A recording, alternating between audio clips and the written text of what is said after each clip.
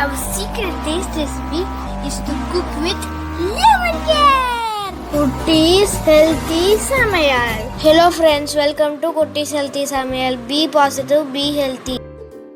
இன்னைக்கு பட்டாணி உருளைக்கிழங்கை பொரியல் எப்படி செய்யுதுன்னு பார்க்கலாமா? அதுக்கு முன்னாடி நம்ம சேனலை சப்ஸ்கிரைப் பண்ணாதவங்க சப்ஸ்கிரைப் பண்ணிவிட்டு பக்கத்தில் இருக்க பெல் பட்டனை கிளிக் பண்ணிக்கோங்க. ஆல் ஆப்ஷனை கிளிக் பண்ணுங்கள். அப்போ தான் நாங்கள் போடுற எல்லா வீடியோஸோட நோட்டிஃபிகேஷன்ஸ் உங்களுக்கு வரும். இது வரைக்கும் சப்ஸ்கிரைப் பண்ண எல்லாருக்கும் தேங்க்யூ ஸோ மச். நம்ம இன்றைக்கி ரொம்பவும் டேஸ்டியான எல்லாருக்குமே பிடிச்ச சைட் டிஷ் ரெசிபி தான் பார்க்க போகிறோம். ஏன்னா உருளைக்கிழங்குனாலுமே எல்லாருக்குமே ரொம்ப பிடிக்கும். அதுவும் பார்த்திங்கன்னா அது கூட நம்ம பச்சை பட்டாணி போட்டு செய்யும்போது ரொம்பவும் டேஸ்டியாக இருக்கும். இது சில பேருக்கு தெரிஞ்சிருக்கலாம், பட் பிகினர்ஸ்க்கு ரொம்பவும் யூஸ்ஃபுல்லாக இருக்கும். ஸோ வீடியோ ஸ்கிப் பண்ணாமல் பாருங்கள்.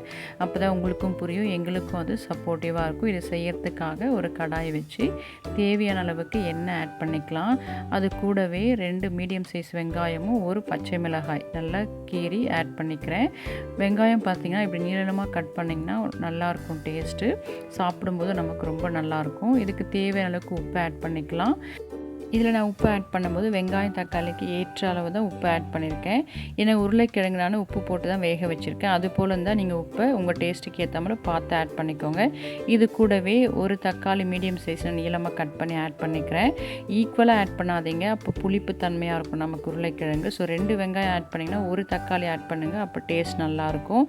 இப்போ இதுவும் நல்லா நமக்கு மேஷ் ஆகி வதங்கி வரணும். இது கூடவே கொஞ்சமாக கருவேப்பிலை ஆட் பண்ணி வதக்கி விட்டுக்கலாம். இது நல்லா வதங்கணும், அப்போ தான் நமக்கு அந்த டேஸ்ட் இருக்கும். இப்படி வதக்கி செய்யும்போது அதில் நமக்கு அந்த கிரேவியாக கிடைக்கும். அதுலேயே நம்ம சாதத்தோடு மிக்ஸ் பண்ணி சாப்பிட்டோம்னா ரொம்பவும் டேஸ்டியாக இருக்கும். இப்போ இது கூடவே 3/4 ஸ்பூன் அளவுக்கு இஞ்சி பூண்டு பேஸ்ட் ஆட் பண்ணி நல்லா வதக்கி விட்டுக்கலாம். அந்த பச்சை வாசனை போகிற வரைக்கும் நல்லா வதக்கிக்கணும். அப்போ தான் நமக்கு அந்த வாசனை உருளைக்கிழங்குல பிடிக்காது. இப்போ நல்லா வதங்கிடுச்சு பாருங்கள். இப்போ இந்த ஸ்டேஜில் நாம் எடுத்து வச்சுருக்க ஒரு 1/2 கப் அளவுக்கு பச்சை பட்டாணி ஆட் பண்ணிக்கலாம். அதாவது 3 உருளைக்கிழங்குக்கு 1/2 கப் பீஸ் ஆட் பண்ணுறேன். இது உங்கள் விருப்பம் தான், நீங்கள் அதிகமாக கூட ஆட் பண்ணிக்கலாம். உங்கள் டேஸ்ட்டை பொறுத்து பச்சை பட்டாணி அதிகமாக குறைவாக ஆட் பண்ணிக்கோங்க.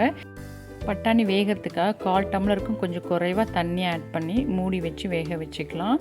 ஏன்னா அது மூடி வச்சு வேக வச்சாலுமே சீக்கிரமாக வெந்து வந்துடும். ஸோ தண்ணி அதிகமாக தேவைப்படாது.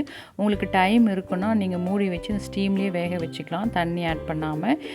அடுத்து இதுக்கு தேவையான அளவுக்கு 3 உருளைக்கிழங்கு வேக வச்சு பொடியாக கட் பண்ணி வச்சுருக்கேன். இதையும் நாம் ஆட் பண்ணிக்க போகிறோம். இப்போ பாருங்கள், தண்ணிலாம் நல்லா வற்றி நல்லா வெந்து வந்திருக்கு பச்சை பட்டாணி.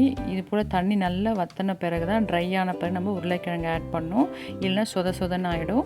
இப்போ நம்ம உருளைக்கிழங்கு ஆட் பண்ணி நல்லா மிக்ஸ் பண்ணி விட்டுக்கலாம். உருளைக்கிழங்கு சைஸ் பார்த்திங்கன்னா நல்லா பொடியாக நீங்கள் ஆட் பண்ணால் தான் அந்த மசாலா நல்லா அதில் ஸ்ப்ரெட் ஆகி வெந்து டேஸ்ட்டு கொடுக்கும். ரொம்ப பெரிய சைஸில் ஆட் பண்ணிங்கன்னா மசாலா அந்தளவுக்கு இறங்காது. இப்போ இது கூடவே 1/2 ஸ்பூன் அளவுக்கு மஞ்சள் ஆட் பண்ணிக்கிறேன். அது கூடவே 1 ஸ்பூன் அளவுக்கு சோம்பு பவுடர் ஆட் பண்ணிக்கிறேன். ஆட் பண்ணி நல்லா மிக்ஸ் பண்ணி விட்டுக்கலாம். சோம்பு பவுடர் வாசனை உங்களுக்கு பிடிக்கலன்னா ஸ்கிப் பண்ணிக்கலாம். பட் இதை ஆட் பண்ணும்போது தான் நல்லா ஸ்பைஸியாக நல்லா டேஸ்டியாக இருக்கும். இப்போ இது கூடவே 1/2 ஸ்பூன் அளவுக்கு குழம்பு மிளகாய்த்தூள் ஆட் பண்ணிக்கிறேன். நீங்கள் தனி மிளகாய்த்தூள் இருந்தால் அது கூட ஆட் பண்ணிக்கலாம். குழம்பு மிளகாய்த்தூள் எப்படி நம்ம வீட்டிலேயே அரைக்கிறது நாங்கள் ஆல்ரெடி ஒரு வீடியோ லோட் பண்ணியிருக்கோம். அதோட லிங்க் நான் டிஸ்கிரிப்ஷன் பாக்ஸில் கொடுக்குறேன், வேணுன்னா நீங்கள் செக் பண்ணிக்கோங்க. இப்போ இது நல்லா நம்ம மிக்ஸ் பண்ணி விட்டுட்டு அந்த மசாலாவிலேயே ஒரு 10 நிமிஷம் அளவுக்கு நம்ம வதக்கி எடுக்கணும். அப்போ தான் நமக்கு அந்த டேஸ்ட் ரொம்ப நல்லாயிருக்கும். நல்லா வதங்கி நமக்கு ட்ரையாகவும் கிடைக்கும். அந்த மிளகாய்த்தூள் வாசனை நமக்கு வராது. இப்போ நமக்கு நல்லா ட்ரை ஆகி ரெடி ஆகிடுச்சு. இந்த ஸ்டேஜில் நாம் கொத்தமல்லி இலைகள் ஆட் பண்ணி நல்லா மிக்ஸ் பண்ணி விட்டு ஸ்டவ் ஆஃப் பண்ணிக்கலாம். நம்மளோட பச்சை பட்டாணி உருளைக்கிழங்கு பொரியல் சூப்பராக ரெடி ஆகிடுச்சு. இதோட டேஸ்ட் பார்த்திங்கன்னா அவ்வளோ சூப்பராக இருக்கும். இது தக்காளி சாதம், சாம்பார் சாதம் எல்லாத்துக்குமே காம்பினேஷன் அவ்வளோ சூப்பராக இருக்கும். அதே போல் இந்த கிரேவியை பார்த்திங்கன்னா நீங்கள் அப்படியே சாதத்தில் போட்டு பிசைஞ்சு சாப்பிடும்போது அவ்வளோ சூப்பர் டேஸ்ட்டாக இருக்கும். ட்ரை பண்ணி பாருங்கள். இதே போல் நீங்கள் நல்லா வதக்கி செய்யும்போது அந்த கிரேவி நமக்கு நல்ல டேஸ்டியாக இருக்கும். வெங்காயம் தக்காளியும் பார்த்திங்கன்னா கூட இது போல் ஆட் பண்ணும்போது நமக்கு கொஞ்சம் கிரேவி கிடைக்கும். சின்ன பிள்ளைங்கள்லேருந்து பெரியவங்க வரைக்கும் எல்லாருமே இதை விரும்பி சாப்பிடுவாங்க. அந்தளவுக்கு ரொம்ப டேஸ்டியாக இருக்கும். இதில் ஆட் பண்ணியிருக்க மிளகாய்த்தூள், மசாலா பொருட்கள் எல்லாமே உங்கள் டேஸ்ட்டை பொறுத்து கூடவோ குறையவோ ஆட் பண்ணிக்கோங்க. இந்த ரெசிபி முக்கியமாக பிகினர்ஸ்க்கும் நியூலி மேரிட் பீப்புளுக்கும் கண்டிப்பாக ரொம்ப யூஸ்ஃபுல்லாக இருக்கும். நீங்களும் ட்ரை பண்ணி பார்த்துட்டு உங்கள் டேஸ்ட், உங்கள் எக்ஸ்பீரியன்ஸ் எங்களுக்கு கமெண்ட் பண்ணுங்கள். மறக்காமல் லைக் பண்ணுங்கள் அண்ட் தொடர்ந்து சப்போர்ட் பண்ணுங்கள். தேங்க்யூ.